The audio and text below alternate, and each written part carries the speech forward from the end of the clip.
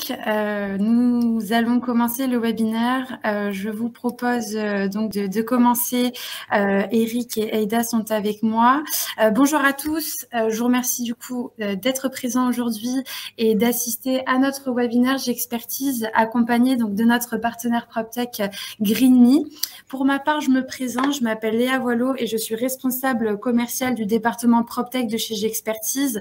Je suis ravie de représenter notre groupe d'ingénierie aujourd'hui avec Eric Malenfer, président de l'entreprise J'expertise. Bonjour à tous. Avant de vous expliquer le déroulement de ce webinaire, je vais laisser notre interlocutrice Aïda de chez GreenMe se présenter. Eh bien, donc, je suis Aïda Berada, je suis cofondatrice de la société GreenMe, dont on parlera dans quelques minutes. Merci à toi, Aïda. Alors, le webinaire d'aujourd'hui se déroulera en 4 parties. Dans un premier temps, une brève présentation des entreprises J'expertise et GreenMe, afin aussi de comprendre le rôle de chacun et surtout la synergie entre les deux entités. Dans un deuxième temps, GreenMe vous fera une démonstration de leur solution. Ensuite, on vous présentera nous-mêmes, J'expertise, la solution GreenMe de notre point de vue, puisque nous sommes utilisateurs aujourd'hui de cette solution. Donc, on vous fera un live de notre tableau de bord. Et enfin, Eric et Aïda échangeront sur la thématique du jour, sur l'exploitation de la donnée optimisée pour un environnement de travail sain. N'hésitez pas surtout à vous manifester dans le chat, à poser vos questions directement. Nous vous ferons un plaisir d'y répondre. Avant de commencer sur la présentation des entreprises, nous allons faire un petit sondage qui est donc dans l'onglet sondage juste à côté du chat. Nous allons vous proposer 2 sondages différents afin d'axer un petit peu cette présentation et surtout savoir ce qui pourrait vous intéresser. Le premier sondage est sur la démarche de la transition énergétique et on voudrait savoir quelles sont les données qui vous serait utile et vous avez plusieurs propositions, que ce soit la consommation en temps réel, la consommation par poste, la perception des usagers également, l'occupation des espaces aussi, qui est une donnée qui peut être très intéressante dans votre bâtiment ou d'autres. Donc, n'hésitez pas à soumettre votre vote. Vous avez également la deuxième question qui est plus sur les priorités actuelles que vous avez pour votre bâtiment. Est-ce que ce serait plutôt sur la communication du retour au travail, en toute sécurité aujourd'hui après une période assez particulière en 2019 et en 2020? Est-ce que c'est plutôt axé sur le bien-être des occupants, la qualité de l'air intérieur également, ou le décret tertiaire qui est un sujet aujourd'hui en vogue en vue des optimisations sur les dizaines, vingtaines prochaines années à venir? Est-ce que déjà vous me confirmez avoir bien accès à ce sondage dans l'onglet sondage? Super. Je vous laisse un petit instant pour y répondre. N'hésitez pas, en tout cas, voilà, à répondre à ce sondage. Ça nous permettra à nous aussi de pouvoir axer notre discussion.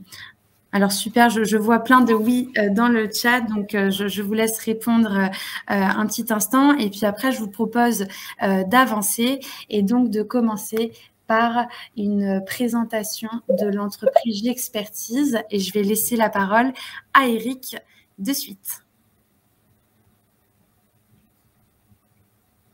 Merci beaucoup, Léa. Bienvenue à tous. Alors, pour ceux qui ne nous connaissent pas, ce qui n'est pas un tort, mais parce que ça va être corrigé aujourd'hui, J'expertise, c'est un groupe d'ingénierie un petit peu particulier, parce qu'on existe depuis 1785. Autant dire qu'on pourrait dire que nous sommes vieux. À la base, moi, Eric Malenfer, je suis géomètre expert, mais le groupe est constitué d'une pluridisciplinarité et de membres très variés. On a un groupe d'ingénierie qui est constitué à la fois de géomètres experts, mais aussi de diagnostiqueurs, d'économistes de la construction, de maîtres d'œuvre, et puis de spécialistes de la PropTech, avec un département dignement représenté par Léa aujourd'hui. Nous sommes présents sur l'intégralité du territoire national, mais également en Afrique du Nord. Et notre entreprise comprend 4 grands départements. Le département monitoring, c'est tout ce qui bouge. Voilà. C'est l'ingénierie géotechnique et structurelle. Le département immobilier, qui est forcément le plus ancien, sur lequel vous avez toute l'ingénierie topographique et foncière, avec des modeleurs 3D, avec toutes les divisions de l'immeuble qu'il peut y avoir, les divisions en volume, les états de surface, les mises en copropriété, les diagnostics, tous les types de diagnostics immobiliers qu'il peut y avoir. Le département bâtiment et VRD, alors là, c'est plus atypique, si vous voulez, dans des sociétés comme les nôtres, où on va faire à la fois de l'ingénierie de la construction avec des maîtres d'œuvre, des OPC, des économistes de la construction, faire des audits bâtimentaires, on va faire de la synthèse BIM, on va faire toutes ces choses-là. Et puis le département PropTech, qui est l'ingénierie de la donnée immobilière, avec des responsables de l'innovation, des data scientists et puis des chercheurs. Alors ça, cette équipe, vous le voyez, alors je crois que tu as une slide, je crois, sur l'équipe PropTech. En tout cas, on a des profils qui sont très, très pluridisciplinaires parce que notre métier, c'est la pluridisciplinarité, puisque nous nous adaptons en permanence. En fait, c'est plus les enjeux de nos clients qui nous intéressent plutôt que ce que nous savons faire et nos métiers.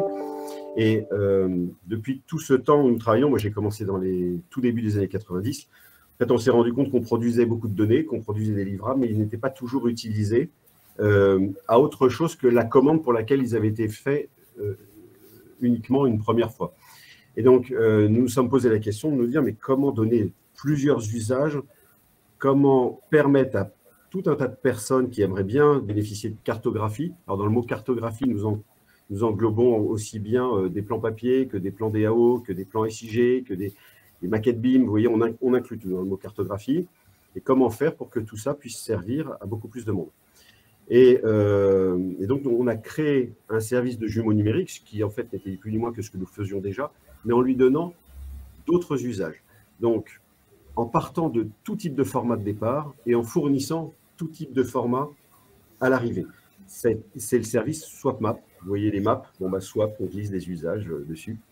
Et pour cela, on a créé plusieurs services, dont le service Map Conseil, qui permet de définir avec nos clients les usages attendus et de prioriser les étapes grâce à cette offre d'accompagnement, donc au sein de Map Conseil.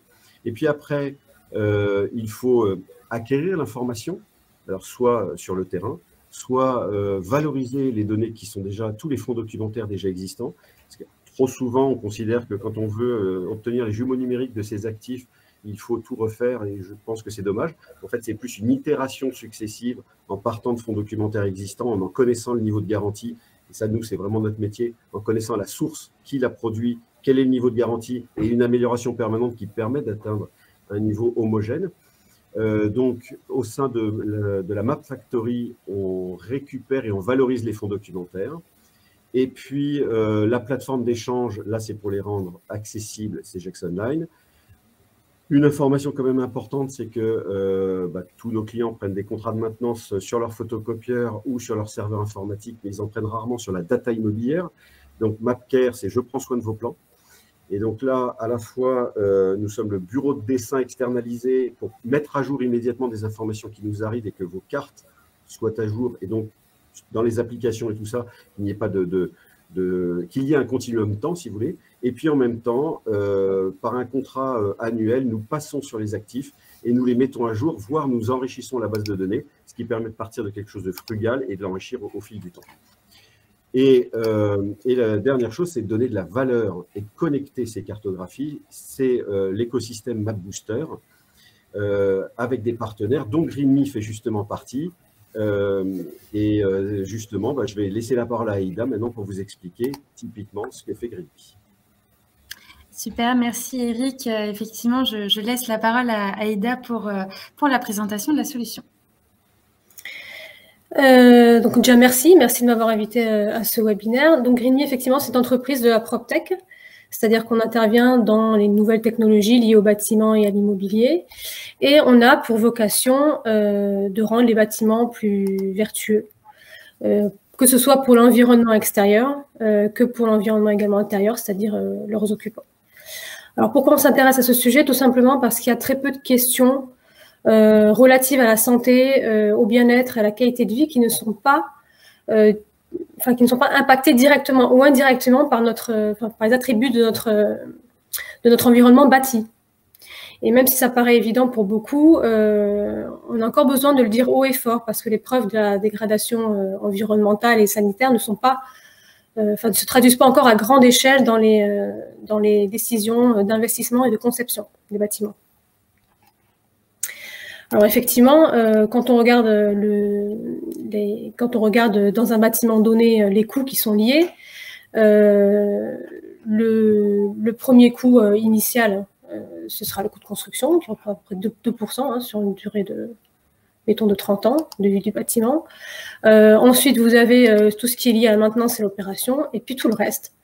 Tout le reste, c'est lié à l'activité qui est hébergée, donc au salaire et aux services qui sont dans ce bâtiment.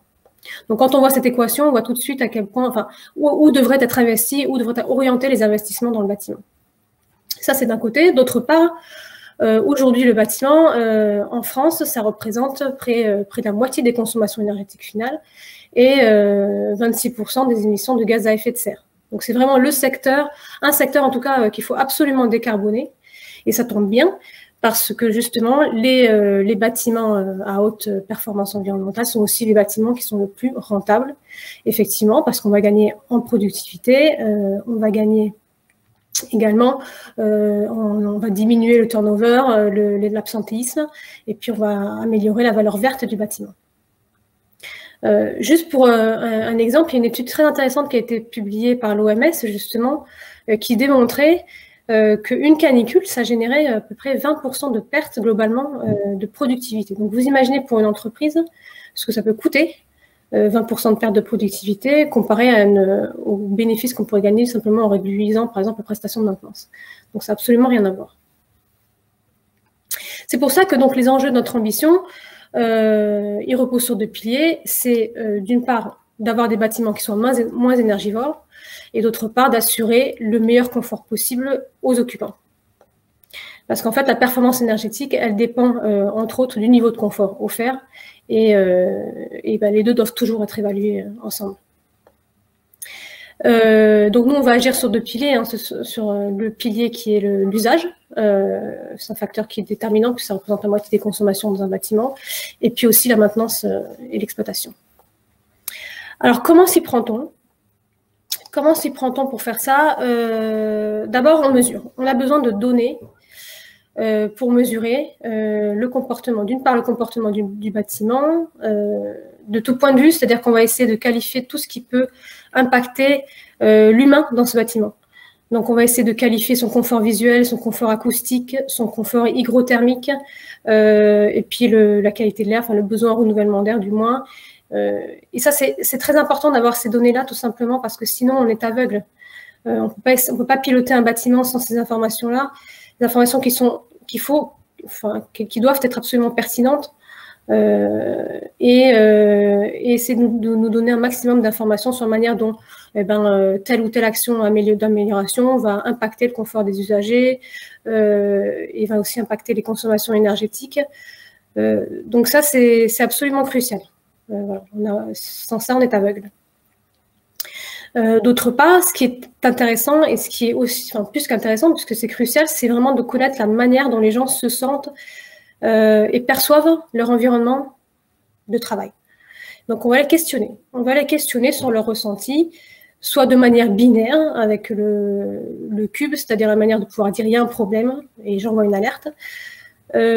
Soit avec l'application mobile aussi, où vous pourrez dire directement bon, il y a un problème avec la température, il y a un problème avec le bruit. Et l'idée, c'est que d'abord, on fasse remonter les anomalies très rapidement, plus facilement aux exploitants, et d'autre part, qu'on puisse aussi objectiver les situations d'inconfort, parce qu'effectivement, vous avez peut-être observé des anomalies dans le bâtiment, des équipements qui se déclenchent au mauvais moment, etc. Mais vous allez aussi avoir des gens qui vont s'exprimer de manière peut-être non justifiée.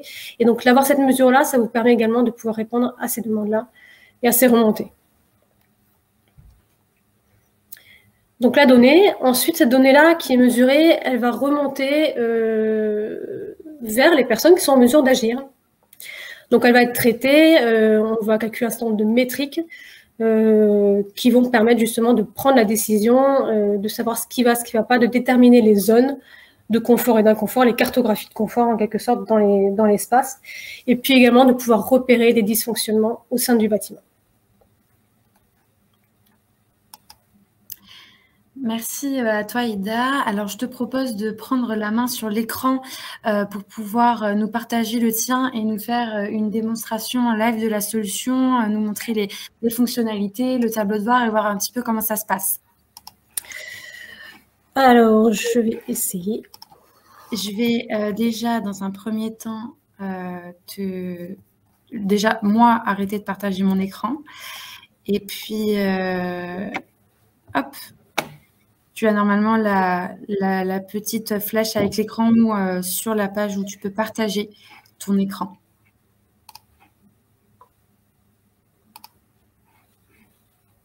Alors, pour donner un petit résultat sur les sondages qui ont été faits en transition, quant à la question de la démarche de transition énergétique, nous avons même trois réponses qui sont assez finalement équilibrées. C'est la condition physique avec les conditions thermiques, acoustiques, visuelles, olfactives. Nous avons également la consommation en temps réel qui intéresse nos participants. Et la troisième qui est en top 3, c'est la perception des usagers. Donc, c'est trois données, on va dire, globales qui sont intéressantes pour nos participants, Aïda. Et puis, pour la deuxième question sur les priorités actuelles, nous avons une réponse quasi qui a fait la moitié du pourcentage, c'est sur le bien-être des occupants, et une qui arrive tout juste derrière, c'est la qualité de l'air intérieur. Donc, ce sont les deux critères qui sont les plus importants pour nos participants aujourd'hui. Mais ça, c'est intéressant de voir ça, de voir le résultat de ce sondage-là, parce que même sur un petit nombre de personnes, on s'aperçoit effectivement que l'humain est crucial. Et que quand on va mettre en place une démarche de transition énergétique, on se préoccupe quand même des conditions physiques. Et pour la majorité des personnes qui ont répondu. Et le bien-être des occupants, voilà, priorité actuelle.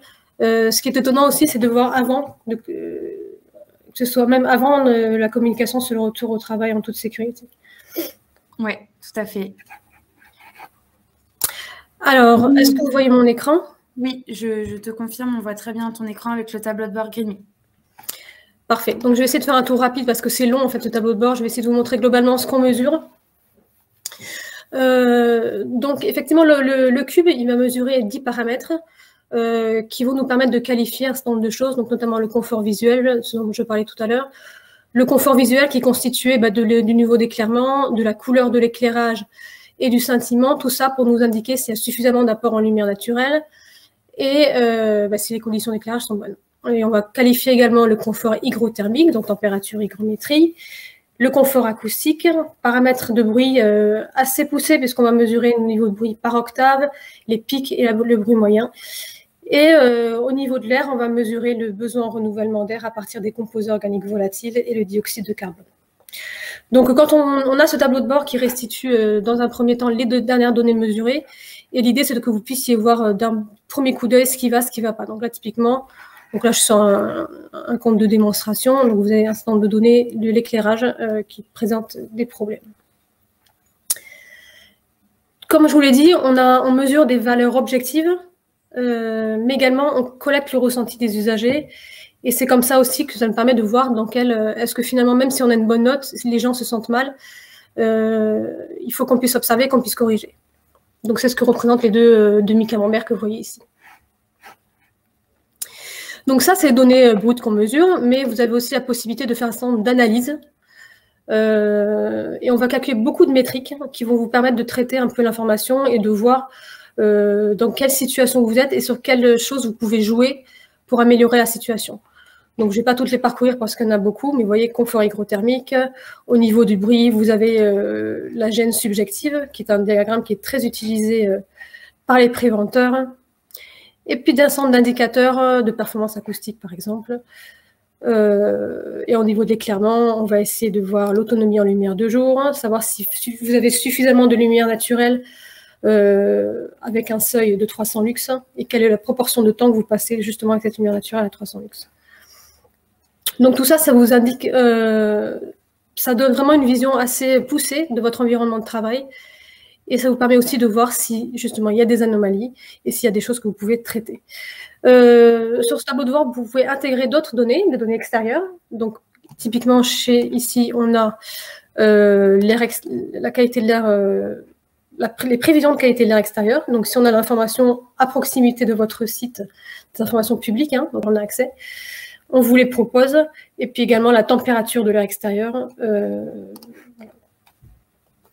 si on a à disposition. Donc là, typiquement, on est à Air-sur-la-Dour, c'est pas loin de chez nous. Vous avez la température extérieure. Donc ça, c'est très utile également pour tout ce qui est, par exemple, paramétrage de vos cycles de ventilation. Et on va également vous faire des rapports hebdomadaires et mensuels qui sont assez poussés, mais qui ont pour vocation, d'une part, de pouvoir mieux communiquer avec vos usagers, de communiquer ces informations, les rassurer. Je vais vous montrer un exemple. Et donc, vous êtes là. Le confort hygrothermique. Vous voyez toujours? Vous ne voyez plus peut-être, non?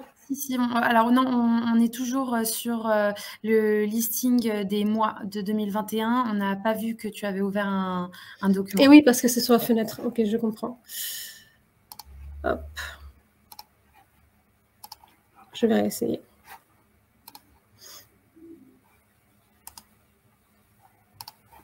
Hop.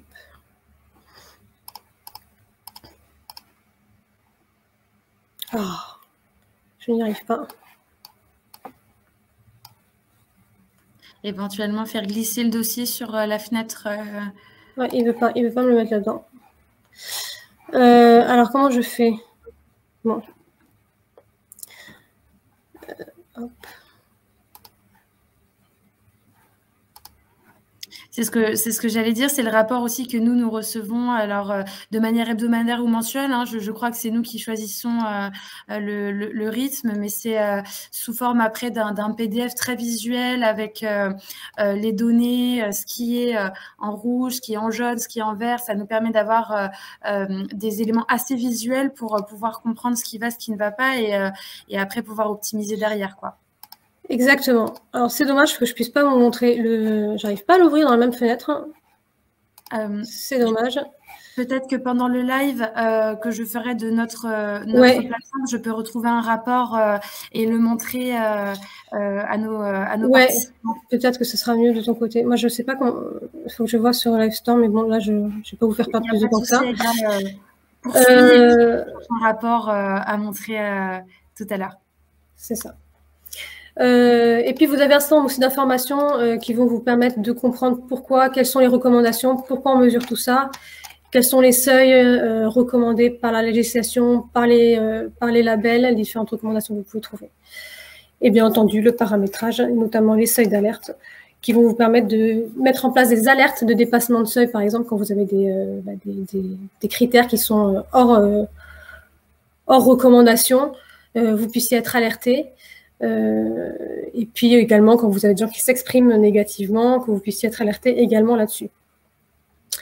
Donc ce tableau de bord, en fait, il a vraiment pour vocation d'aider notamment les gens qui font la maintenance, l'exploitation, toutes les personnes qui sont vraiment en mesure d'agir, de pouvoir observer le comportement du bâtiment, mettre en place peut-être des campagnes de mesure ou des campagnes de détection, d'explication, de remontée d'inconfort.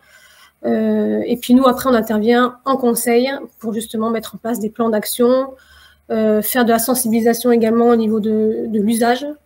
Donc l'usage, c'est ce dont je vais vous parler tout à l'heure, c'est le fait que dans un bâtiment, toutes les consommations d'usage représentent une grosse partie des consommations du bâtiment. Et donc dès lors que vous allez mettre en place une démarche d'économie d'énergie, il va falloir absolument intégrer,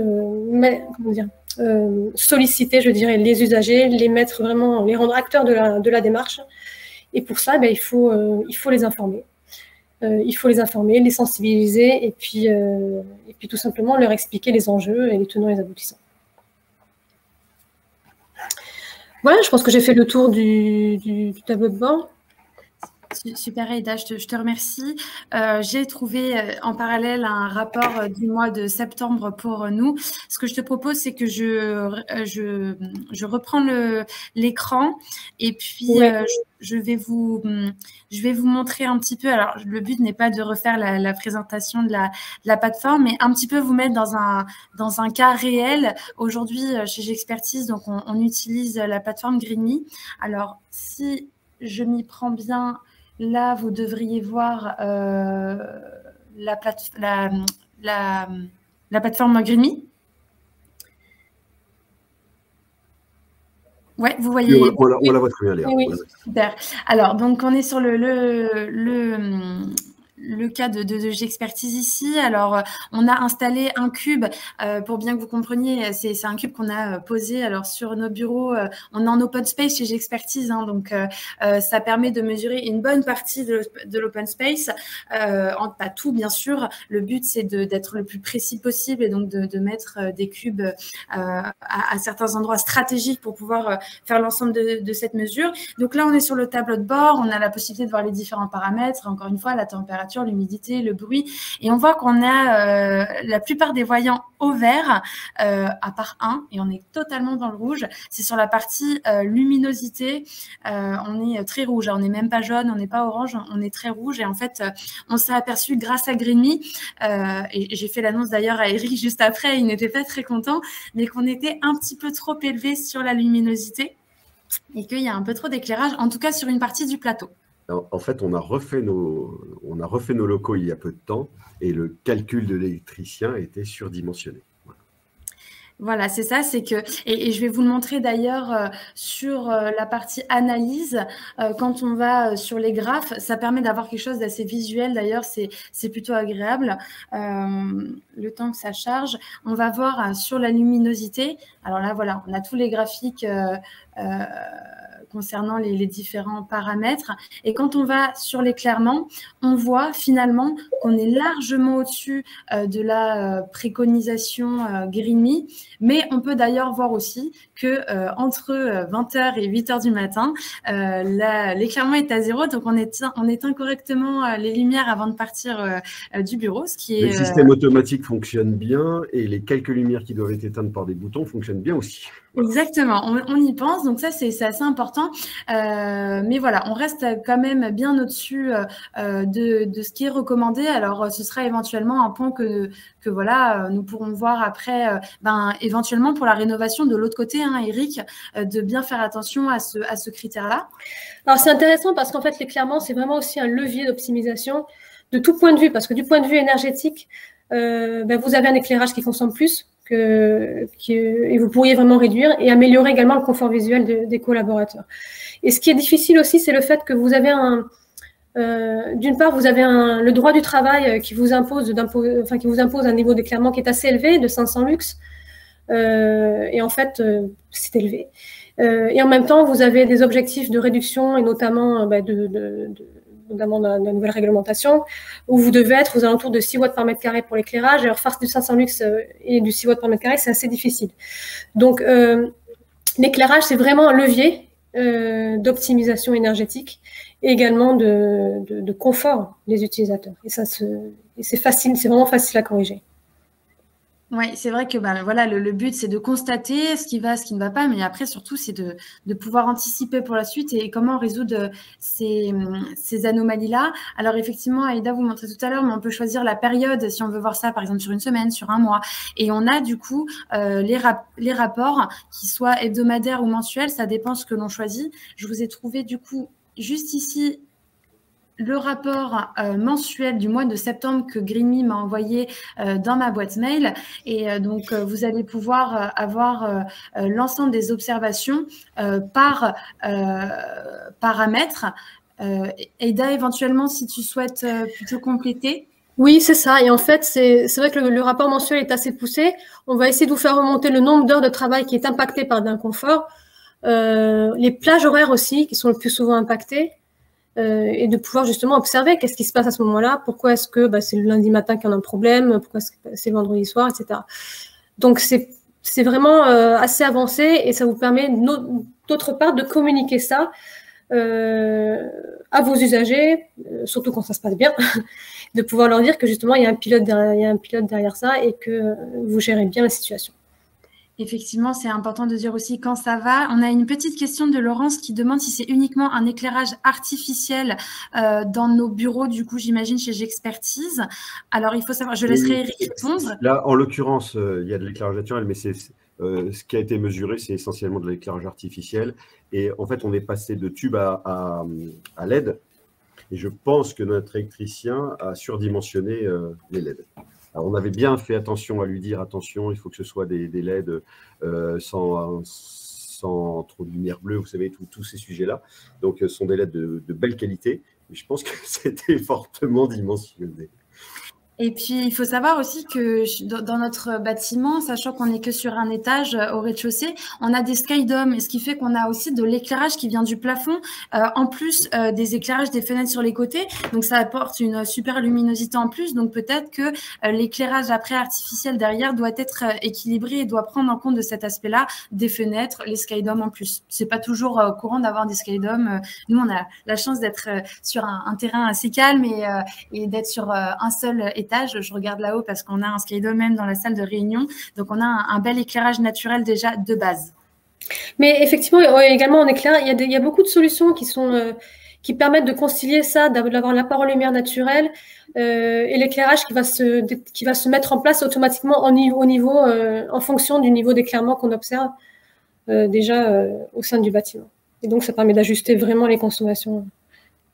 Ouais, j'allais d'ailleurs, là on est sur confort auditif au niveau du rapport, j'essaie juste d'aller chercher voilà, la qualité d'éclairage. Alors on a une note globale de C, on revient un petit peu sur les notes quand on était à la primaire. Alors moi je suis moins loin de ça, mais ça me rappelle les notes A, B, C, D. Alors quand on était à D, E, on n'était vraiment pas sérieux, mais voilà, la qualité d'éclairement chez nous est une note de C, donc c'est vraiment très moyen. Alors on a carrément un E sur l'éclairement, ça rééquilibre avec le sentiment, mais voilà, on a quand même, vous voyez sur ce rapport-là, beaucoup de visuels, des couleurs, du vert, du jaune, du rouge, ça permet vraiment, même pour les personnes qui font la maintenance et la gestion de ces aspects, mais aussi même quand on communique aux participants et aux occupants du bâtiment, de voir directement et que leur ressenti soit directement en lien avec ces codes couleurs et puis ces résultats-là, quoi. Alors, juste, ce qui est important, c'est l'outil d'aide à la décision, en fait. Et ce qui est très intéressant dans la plateforme Greenme, alors, on sait, hein, il y a pléthore de solutions, alors pas équivalentes à Greenme, mais il y a pléthore de solutions qui remontent soit vers les GMAO, soit autres. Et d'ailleurs, je crois que parmi nos participants, je crois même qu'on a des FME ou des gens comme ça. Ce qu'on sait, c'est qu'il faut mesurer. Et l'un des gros soucis, si vous voulez, aujourd'hui, mais j'enfonce une porte ouverte, on avait Franck Ovorka qui est intervenu hier pour notre séminaire de direction, parce que j'aime bien qu'il y ait des personnes comme ça qui puissent éclairer l'ensemble de notre direction sur des sujets phares. Il nous rappelait à quel point les labels et les certifications, c'est très bien, mais on sait à quel point c'est incomplet. Et que la vraie chose, le vrai sujet, c'est de mesurer. Alors ça tombe bien parce que nous sommes des gens de la mesure, mais c'est de mesurer en amont pour pouvoir constater les déficits qu'il peut y avoir et surtout mesurer en aval et au plus près de l'utilisateur. Et c'est ça qui est intéressant dans ce que fait Greenme, c'est que non seulement ils mesurent de façon très factuelle les données, mais en plus, ils prennent en compte l'impression de l'utilisateur. Et on sait très bien à quel point il peut y avoir une dichotomie entre les deux. Donc, cette différence, après, elle peut s'analyser sur plein de choses. Mais pour tous ceux qui vont faire de la réorganisation de travaux, de plateaux, d'environnement de travail ou tout simplement d'organisation des équipes, pour pouvoir comprendre un petit peu comment les choses vont, il y a des données très factuelles qui sont les données mesurées. Et puis, il y a les données, fournies par les utilisateurs, et la combinaison des deux est très intéressante. Et alors après, on en arrivera, j'imagine, Léa, sur la partie cartographie, parce que vous pourriez vous dire qu'est-ce que J'Expertise fait là-dedans. Alors, outre le fait que il se trouve qu'en plus, nous sommes bureau d'études. Alors, on ne l'avait pas fait pour nos locaux, mais parce qu'à ce moment-là, les équipes étaient trop chargées. On est bureau d'études sur la partie conception, à côté d'amis architectes et de synthèse BIM et tout ça. Mais indépendamment de ça, surtout, notre métier, c'est de représenter et de géolocaliser. Et donc, l'information qui est collectée par GreenMe, ce qui est intéressant, c'est qu'elle puisse venir se projeter sur des cartes. Alors, il y a d'ailleurs une réflexion en ce moment pour pouvoir projeter ces informations. Et peut-être, Aïda, veux-tu en parler un petit peu des synergies ou préfères-tu que je continue à les évoquer? Non, je peux dire 2 mots. Effectivement, le fait d'avoir une cartographie, c'est très important parce que d'abord, du point de vue analytique, ça rend les choses beaucoup plus claires et on peut visualiser directement ce qui ne va pas et le voir géographiquement, je dirais, au sein du bâtiment. Et puis enrichir la cartographie d'informations qui sont vraiment importantes pour la gestion du bâtiment. Donc, que ce soit du point de vue, effectivement, maintenance, mais du point de vue aussi utilisateur.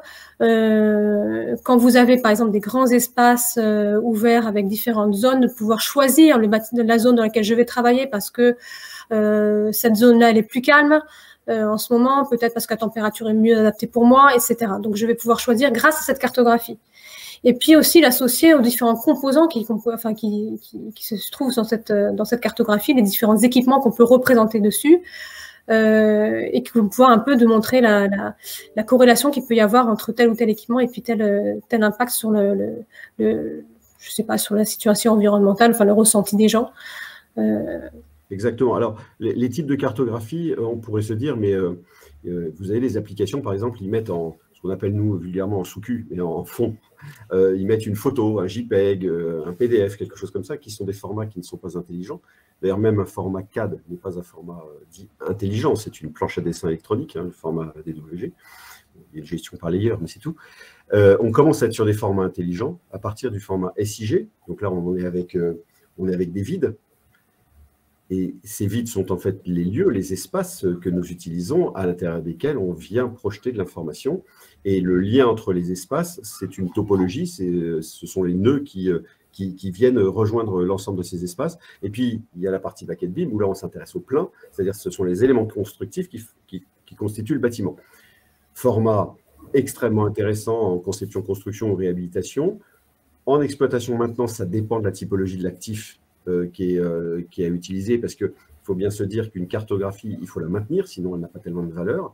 Donc, nous, ce que nous préconisons beaucoup, notamment, surtout pour l'existant qui est en grand nombre, c'est plutôt de travailler sur des cartographies de type SIG qui ont cette intelligence de base de données et de pouvoir être questionnées, requêtées. Donc, quand il y a un système comme le système GreenMe qui vient projeter de l'information qu'on peut géolocaliser, et c'est un des travaux que nous sommes en train de faire avec eux pour pouvoir identifier là où est posé le composant, etc. À partir de ce moment-là, vous avez une visualisation sur vos cartos, vous pouvez les interroger avec des équipements qui sont peut-être effectivement rattachés à cet endroit-là. Vous pouvez interroger sur le nombre de postes de travail qui sont concernés. Vous voyez, quoi, le nombre de requêtes est infini, et quand on est en plus en mode SIG, c'est assez facile de travailler sur un parc complet de bâtiments en même temps. On va du général vers le particulier. Donc, nous, notre travail, c'est de produire de la carto, de la mettre à jour et de permettre la géolocalisation de toutes ces informations si importantes aujourd'hui pour l'environnement de travail. Merci à tous les deux. Je vous propose juste un dernier point, pardon, je me permets vas-y, Eric. Non, je t'en prie. Ce point-là, parce qu'on l'avait... Non, mais j'allais l'oublier. De plus en plus, nos clients, alors je ne vais pas les citer, mais quand on se connaît bien, ils nous disent comment vous pouvez nous aider pour améliorer notre green rating ou nos critères ESG, environnement, sociaux et de gouvernance. Alors, sur la gouvernance, on ne peut pas faire grand-chose. Par contre, quelquefois, sur les critères sociaux, typiquement, je pense que GreenMe contribue beaucoup parce qu'il s'intéresse au confort des utilisateurs. Il n'y a pas plus social et respectueux des collaborateurs que de s'intéresser à leur confort, à la qualité de l'air, à toutes ces choses-là, choses quelquefois un peu oubliées. Il est bien entendu aussi environnemental, et même nous, avec les cartographies sur le social, ça joue, parce qu'en fait, plus on communique avec de la carto, plus on rend quelque chose de compréhensible. Tout le monde comprend du plan. Tout le monde comprend une projection colorée des équipements ou d'une organisation. On a réellement, pour améliorer ces critères, l'intérêt de donner des mesures permanentes. C'est-à-dire que le simple fait de checker un petit peu, vous savez, quand on veut un label BREEAM ou quelque chose comme ça, je ne critique pas le label BREEAM, mais même si aux États-Unis, ils se sont fait remonter un peu les bretelles, parce que, bah, si vous voulez, qu'on le fasse en BREEAM ou pas en BREEAM, on se rend compte que les consos sont à peu près les mêmes. Pourquoi? Parce que ça a coché des cases, mais j'allais dire, c'est du travail de consultant. Le consultant n'est pas le faiseur. Nos FMR le savent bien, ils savent bien que la consommation et le fonctionnement d'un bâtiment, c'est fondamentalement rattaché aux usages qui en sont faits et donc aux utilisateurs. Donc, il me semble que pour améliorer des critères, et on a de plus en plus d'investisseurs qui vont demander maintenant à dire d'où vient la donnée, comment est-elle garantie et est-elle mesurée en permanence, à partir de ce moment-là, si on veut répondre à ça, là, ça se transforme en euros. Hein. C'est simplement que sans ça, les investisseurs ne voudront pas acheter ces actifs. Mais tout à fait. Mais l'ESG, c'est vrai que ça, c'est un sujet qui est vraiment au cœur des actualités, de l'actualité. Et elle a besoin de données. L'ESG a besoin de données, et notamment des données IoT qui sont vraiment cruciales parce qu'elles vont donner toutes les informations nécessaires pour comprendre le bien-être des occupants, la qualité environnementale du bâtiment. Et ça va entrer également en jeu dans la valeur verte. Alors, je ne sais pas, Léa, si on avait quelque chose d'autre à évoquer. Après, y a-t-il des questions? Je voulais simplement, effectivement, pour illustrer vos propos, et je vous laisserai rebondir dessus, mettre la vidéo que nous avions réalisée avec Greenme, justement, qui reprend les fonctionnalités de la solution, mais qui également montre, voilà, en pleine cartographie. Je vous laisse rebondir, Aïda et Eric, là-dessus, mais là, ça illustre totalement vos propos, notamment sur les données géolocalisées sur une carto. Oui, c'est exactement ça. On a essayé de positionner les cubes sur la cartographie et qu'elles puissent donner des informations sur justement la situation de confort, enfin, ce qui est mesuré à ce moment-là. On est sur un bâtiment qui a été relevé par Gexpertise qui s'appelle le Carillon à Nanterre, propriété de la Française AM, avec l'autorisation de la Française AM pour utiliser leur maquette pour faire ces simulations. Bien sûr. Et effectivement, voilà, c'est comme le Carillon, c'est un très beau bâtiment qui est assez conséquent. Ça permet d'avoir, grâce à la cartographie, une vue un peu macro où on a l'ensemble des positionnements des cubes et donc l'ensemble de la donnée et voir, voilà, pour tout ce qui est prévention, tout ce qui est anticipation de la donnée, on a cette vision macro qui nous permet, qui nous facilite le travail. Et donc là, on revoit encore une fois les rapports qu'on reçoit et de manière hebdomadaire ou d'ailleurs mensuelle. Mais c'était pour vous illustrer un petit peu les propos, notamment d'un point de vue cartographique. Est-ce qu'il y a effectivement des questions? N'hésitez pas à les poser dans le chat. Alors, des questions ou des témoignages, parce que, oui, tout à fait. Encore une fois, c'est vrai qu'on fait une présentation qui est un petit peu, je vais dire descendante, mais vous avez tous des expériences, des niveaux de réflexion, d'ailleurs sans doute sur certains sujets beaucoup plus poussés que nous. Donc, ça nous intéresse beaucoup aussi d'avoir vos retours d'expérience, vos réflexions sur le sujet. Bien sûr, et puis surtout en fonction du sondage qu'on a réalisé en ce début de séance, on a repris sur les priorités actuelles, qui est le bien-être des occupants, la qualité de l'air intérieur, qui étaient vos deux, on va dire, priorités principales. Est-ce que vous avez des questions à ce sujet ou même un témoignage justement sur le bien-être de vos occupants aujourd'hui au sein de votre entreprise? Est-ce que vous avez déjà un système qui vous convient? Est-ce que vous souhaitez découvrir un petit peu Une réflexion en cours. Ouais. Non, mais c'est important. Est-ce que nos invités ont la possibilité d'activer leur micro ou pas quand ils le souhaitent? Non. Ou ça doit être par toi? Oui, tout à fait. Dans ces cas-là, je vous invite par le chat à le demander, parce que vous entendre sera plus intéressant que vous demander de le taper. Tout à fait. On peut comme dit Livestorm, on peut vous faire monter sur scène avec nous pour échanger et poser votre question, votre témoignage. N'hésitez pas à le faire. Je vous invite avec grand plaisir.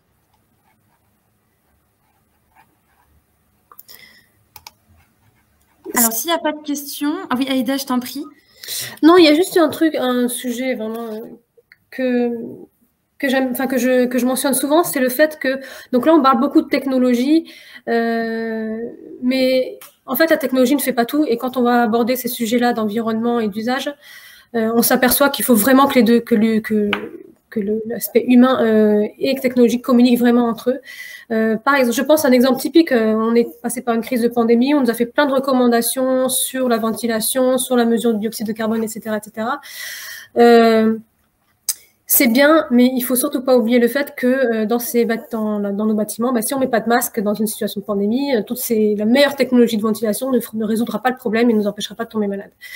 Donc il y a le fait que vous avez la technologie pour nous aider, vous avez les données, mais également le comportement humain sur lequel il faut agir. Et c'est là-dessus vraiment que quand on va aborder des enjeux comme le décret tertiaire et comment faire en sorte que nos bâtiments deviennent neutres en carbone, c'est d'attaquer également le levier humain et de pouvoir dire que voilà, il faut absolument travailler sur les deux piliers. D'où ces petits messages là sur le cube, pensez à aérer. Voilà, des petits messages au plus proche de l'utilisateur qui créent un petit lien assez sympa. C'est ça. Il faut que ce soit ludique. Et le petit cube, il est très mignon. Très mignon. Et on a choisi la couleur rouge aussi pour chez G-Expertise parce que G-Expertise, là on pourrait croire que c'est fait exprès, le G représente bien Green Me, mais on a le rouge, le G de G-Expertise, Green Me, alors on est dans le thème et ça représente bien nos synergies et notre partenariat aujourd'hui. En tout cas, si Eric et Aïda n'ont pas de choses à ajouter. Vous avez nos coordonnées juste ici si vous souhaitez prolonger cet échange, si vous avez des questions, n'hésitez pas à nous contacter. On sera ravis de pouvoir échanger avec vous. Et d'ailleurs, aujourd'hui, on a le plaisir de pouvoir réaccueillir un petit peu des personnes dans nos locaux. Alors, bien sûr, avec les distanciations. On se déplace beaucoup. Voilà, et on se déplace, ça y est, on reprend alors en vélo, en scooter électrique, il y a plein de manières différentes de se déplacer pour se joindre à vous. Donc n'hésitez pas à nous contacter. Sachez une chose, c'est que ce webinaire sera en replay, il sera directement envoyé automatiquement dans votre boîte mail après la présentation, mais il sera également disponible sur nos sites respectifs et sur notre chaîne YouTube chez G-Expertise. Donc n'hésitez pas, si vous souhaitez le relayer à certains de vos collaborateurs, vous aurez la possibilité de le faire. Et un grand merci pour vous être rendu disponible, parce qu'en ce moment, tout le monde court beaucoup. Oui. Merci à tous également, merci. Merci pour votre présence. Merci Aïda, merci Eric. Je vous souhaite à tous une très bonne journée et encore merci pour votre participation. Également. À très bientôt. Au revoir. Au revoir.